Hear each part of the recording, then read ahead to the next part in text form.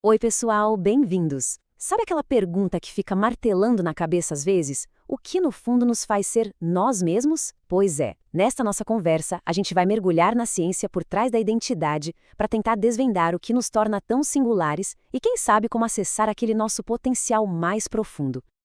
E para começar, olha só essa provocação. E se eu não for quem eu penso que sou?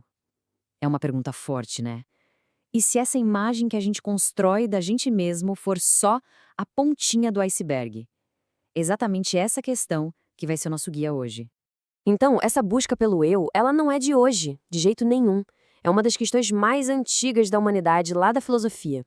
Mas o legal é que, hoje em dia, a ciência moderna chega com umas ferramentas incríveis que nos permitem olhar para isso de um jeito totalmente novo.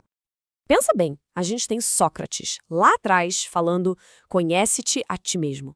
Aí vem Descartes com o famoso penso, logo existo. Depois Kant, Freud, todos os gigantes do pensamento tentando decifrar essa nossa identidade. Cada um deles foi colocando uma pecinha nesse quebra-cabeça gigantesco que é o ser humano. Tá, mas e a neurociência? O que ela diz sobre tudo isso? Basicamente, que o eu não é uma coisa estática, parada. Pelo contrário, é uma narrativa, uma história que o nosso cérebro fica contando para ele mesmo o tempo todo. E quem faz isso é uma área chamada rede de modo padrão.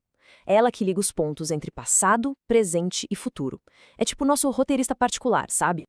Agora, se prepara para esse dado, que é impressionante. A gente compartilha 99,9% do nosso DNA com todo mundo. É quase tudo igual. Mas toda a nossa singularidade, tudo aquilo que faz de cada um de nós uma pessoa única no universo, está concentrada naquele restinho, nesse 0,1%. É aí que mora toda a diferença.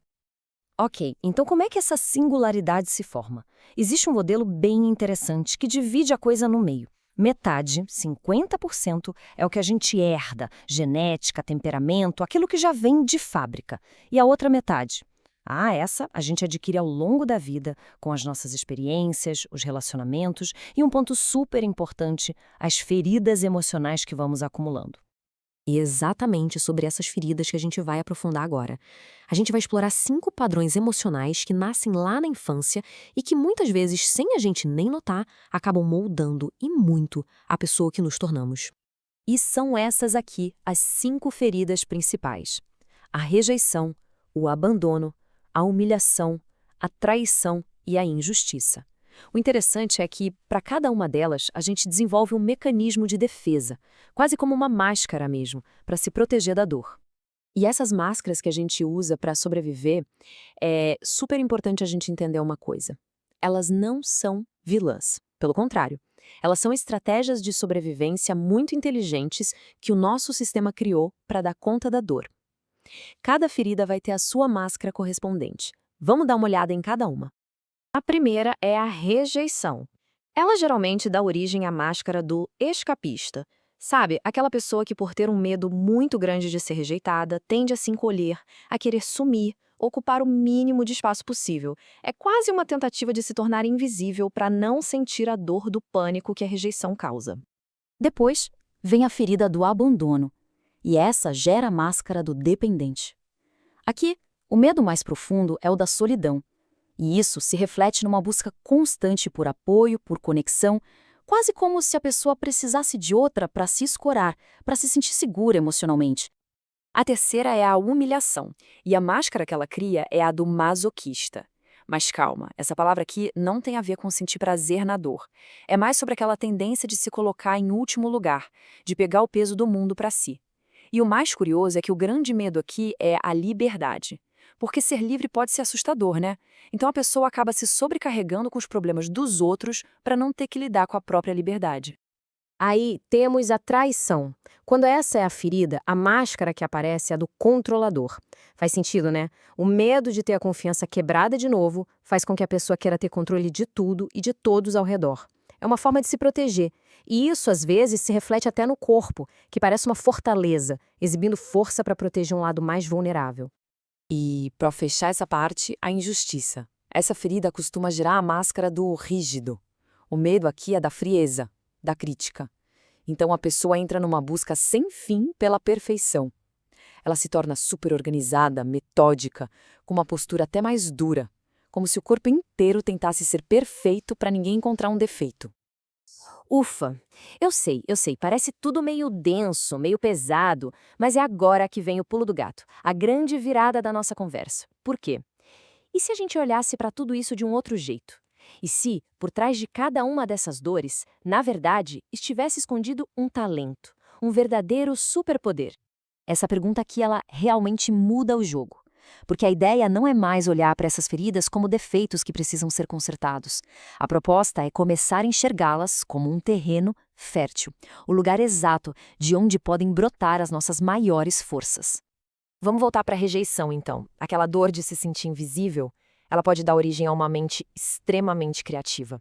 Pessoas que passaram por isso muitas vezes aprendem a ver o mundo de um jeito que ninguém mais vê. Elas pegam detalhes, nuances, e daí nasce um dom incrível para a inovação. E o abandono, aquele medo da solidão, acaba desenvolvendo uma capacidade fora do comum para empatia. A pessoa se torna alguém que sabe acolher, que tem uma presença calorosa e uma habilidade natural para criar laços verdadeiros e profundos com os outros.